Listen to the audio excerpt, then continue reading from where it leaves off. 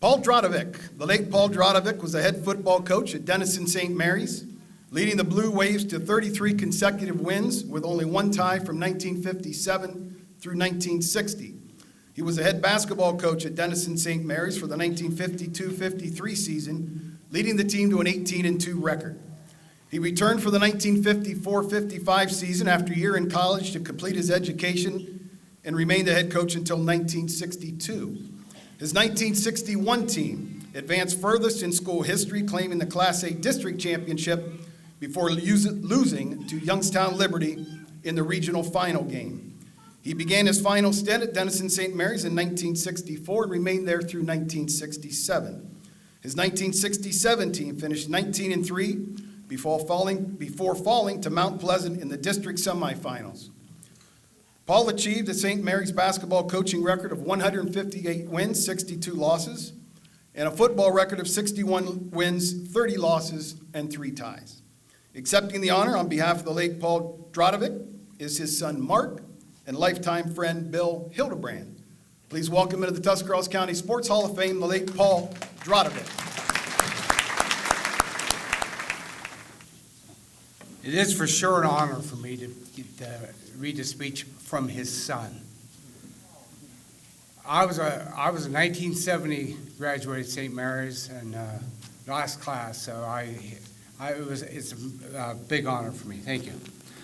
Banquets are to honor, and my father honored just about everything under the sports sun.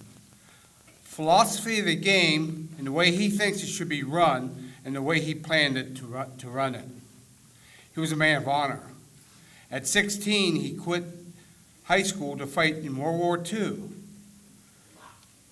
When he came back, he got his GED, went on to college, and received his bachelor's. And then when we were young, he attended Otterbein and received his master's. His life was all about his kids, not just us, but about his kids that he taught and coached. Through life, he watched all his kids and their achievements, both good and bad, but was always proud of them. In Dad's case, his language half between right on with the youth lingo to could you pass the sugar please grown-up talk. He always had a shell.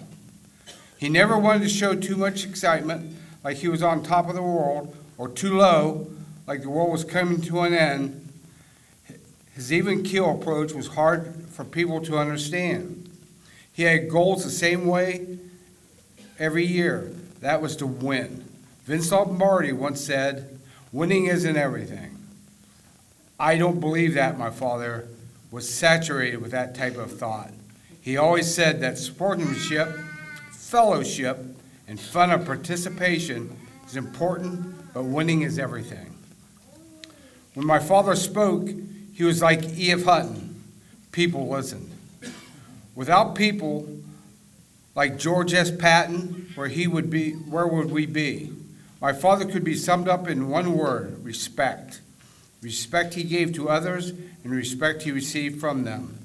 As a student of St. Mary's, I added this. I can say I never heard him swear. Instead, he would always like to say, Sacagawea. And we put whatever word he was substituting for. I remember that. Thank you.